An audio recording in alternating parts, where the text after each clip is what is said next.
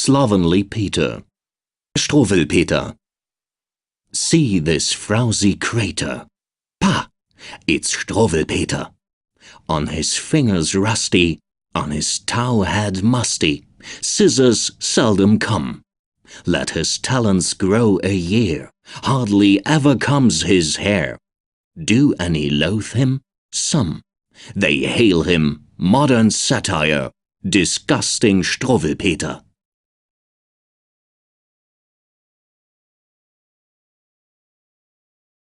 The story of ugly Frederick. Oh, Wally me, just such a boy I never did see. He caught the flies, poor helpless things, made hoppers of them minus wings. He killed the birds wherever he could, and catless made the neighborhood. And worst of all that he did do, he banged the housemaid black and blue. A dog stood drinking at a pump. The way he made that doglet jump! He sneaked upon him unaware. He whacked him here, he whacked him there. He whacked with all his might and main. He made him howl and dance with pain. Until overcome by woe and grief, the dog, desiring some relief, did bite that brutal boy full sore, which made the latter prance and roar. And then the dog did grab the whip, and with it homeward he did skip. To bed the boy had to go, and nurse his bite and wail his woe, the while the doctor healing brings, and loads him up with drugs and things. And all this time the dog below sings praises soft and sweet and low over Frederick's dinner waiting there, for Frederick or for Frederick's hair. The dog's his hair, and this estate that dog inherits and will aid. He hangs the whip upon the chair and mounts aloft and seats him there.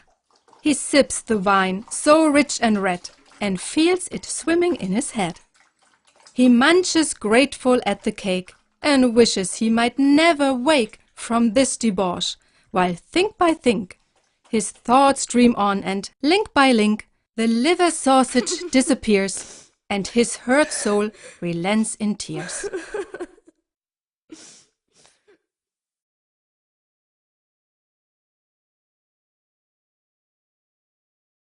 The Sad Tale of the Matchbox. Paulinchen was alone at home. The parents, they downtown did roam. As she now through the room did spring, all light of heart and soul a-wing, she saw where sudden burst on sight the things wherewith one strikes a light. "Oh ho!" says she, "my hopes awake. Oh, what a plaything these will make!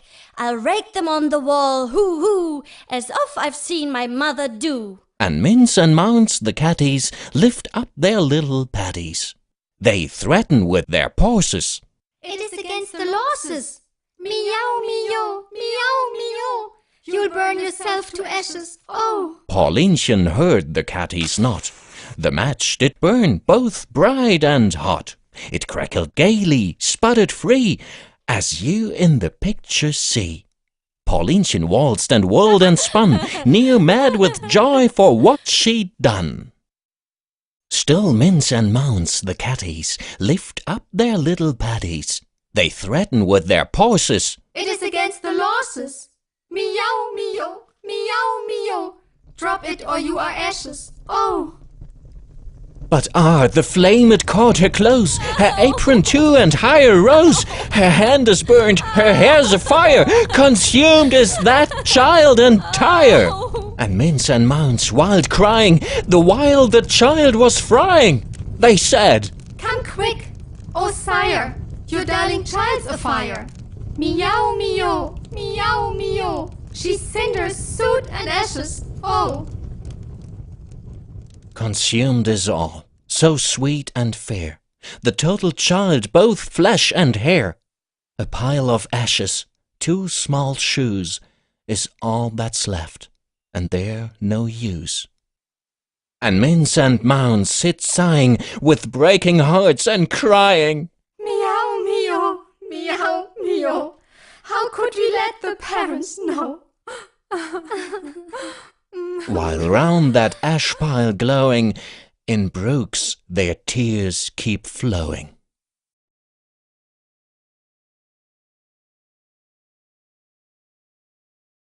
The Tale of the Young Black Chap. There came a walking past the door, a coal-pitch raven black young Moor.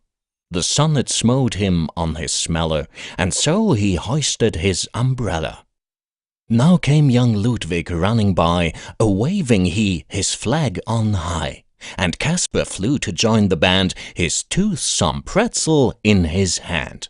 While in his wake skips William Free, with hair neat combed and hoop, you see. The three they laugh and scoff and wink, and mock at that poor missing link, because his skin is black as ink.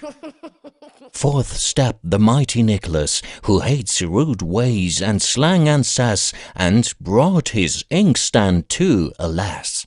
Says he, "You children, list to me. Pray let the little stranger be.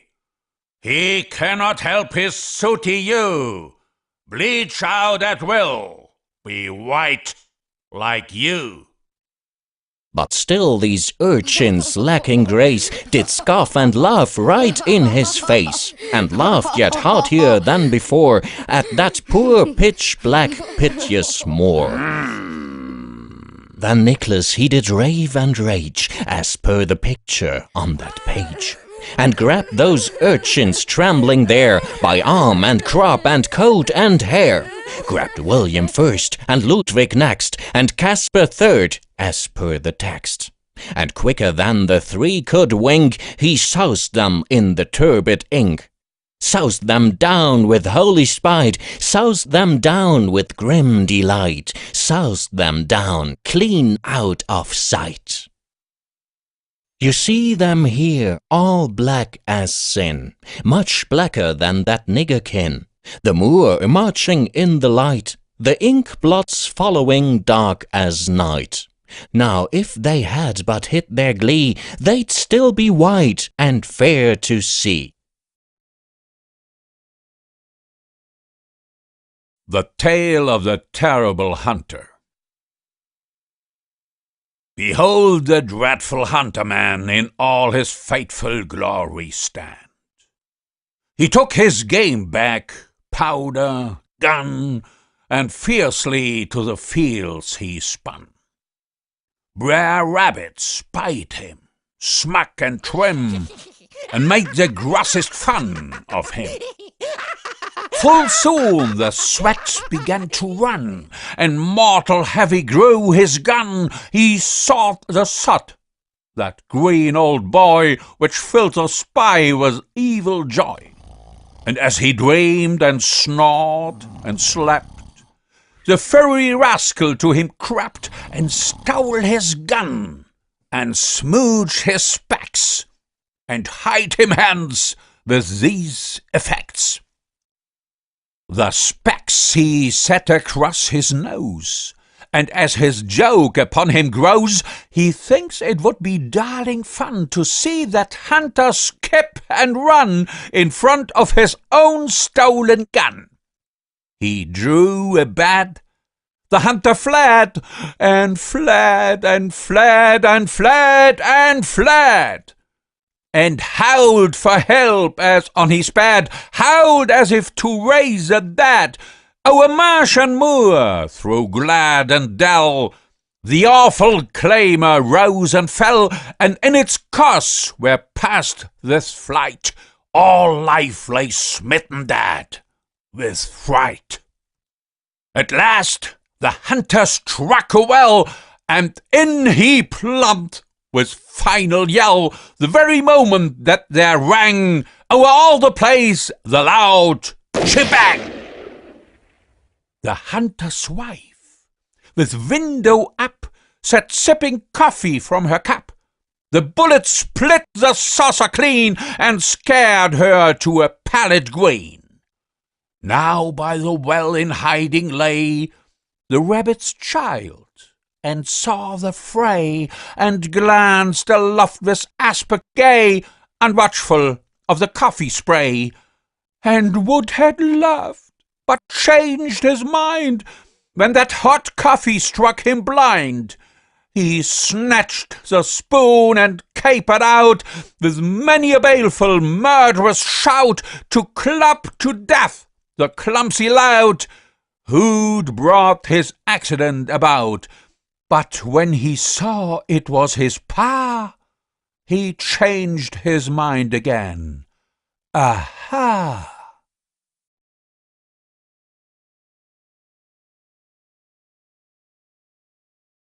Story of the Thumbsucker. Conrad, Cried his mamma dear, I'll go out, but you stay here. Try how pretty you can be, till I come again. Docile be, and good and mild. Pray, don't suck your thumb, my child, for if you do, the tailor'll come, and bring his shears and snip your thumb from off your hand as clear as clean, as if of paper it had been.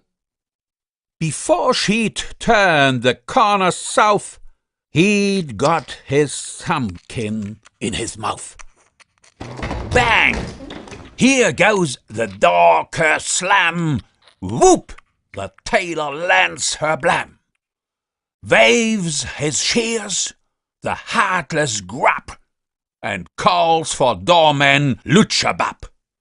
Claps his weapon to the thumb, snips it square as head of drum, while that lad his tongue unfurled, and fired a yell heard round the world. Who can tell that mother's sorrow when she saw her boy the morrow? There he stood, all steeped in shame, and not a thumbkin to his name.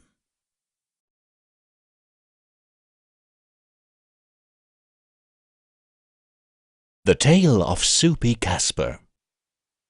Young Casper, he was kernel sound, a fleshy cup and barreled round. Had cheeks all rosy, red and fresh, was fond of soup, it added flesh. But finally with scowling brow, he said he'd strike and make a row. No swill for me, I'm not a cow. I will not eat it, loathe it now. I can't, I won't, I shan't, I vow. A day rolled slowly over his head. Behold, his flesh began to shed. Yet still his strike he did maintain, and screamed as erst with might and main. No swill for me, I'm not a cow. I will not eat it, loathe it now. I can't, I won't, I shan't, I vow. The third day came, lo, once so sleek. Observe him now, how thin and weak. Yet still his flag he feebly flew, and hailed that humble dish anew. No swill for me, I'm not a cow. I will not eat it, loathe it now. I can't, I won't, I shan't, I vow. The fourth day came, and here you see how doth this little busy bee. He weighed perhaps a half a pound. Death came and tucked him in the ground.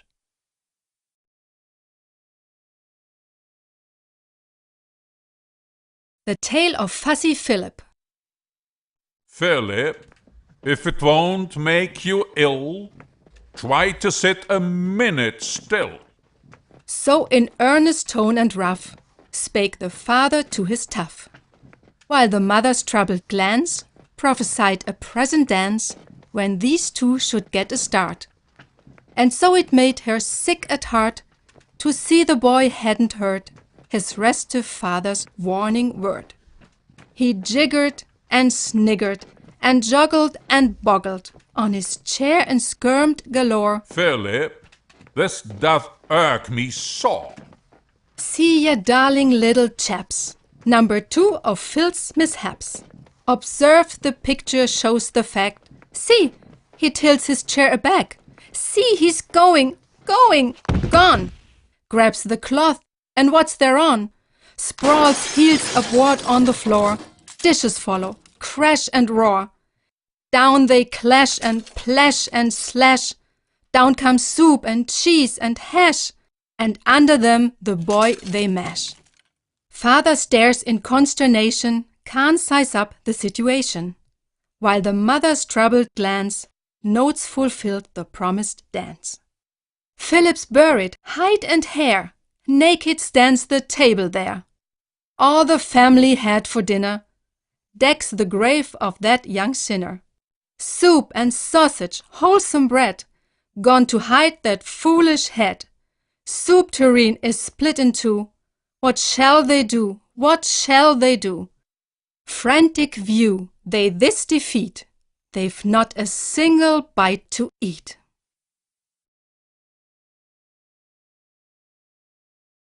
The history of Hans' stare in the air. Now when this lad to school did go, he never saw what's here below. His eyes were always in the sky. 'Mong roofs and clouds and things that fly, he never saw along the street the common things about his feet. So people used to cry, Oh, there, that is Hans there in the air. There came a dog a-tearing by. Hans was gawking at the sky, just as calm as a ham. No one warned him with a yell. What befell? Whack, kerblim, and down they go, boy and doglet in a row.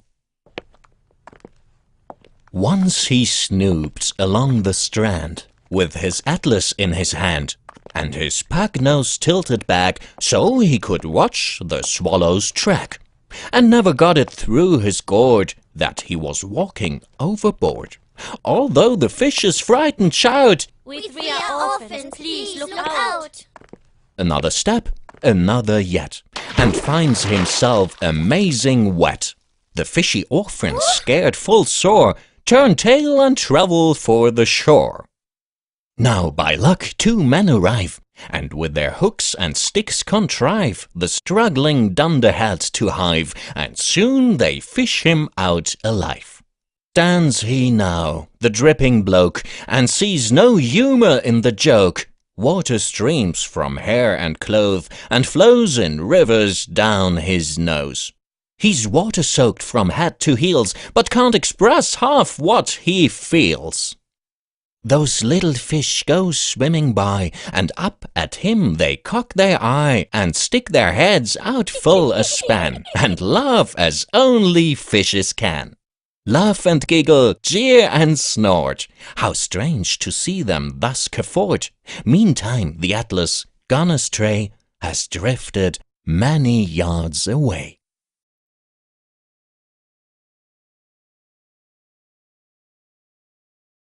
The Story of Flying Robert. When the rain comes down a dash, when the storms the meadows lash, boys and girls stay snug at home, preferring to let others roam.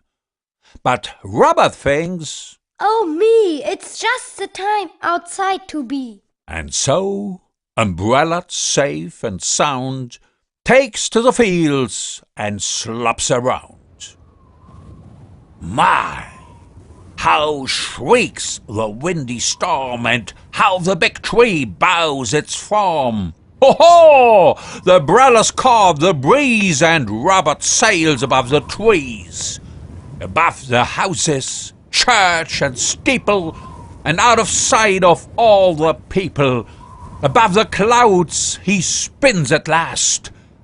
His hat is gone, and he's aghast.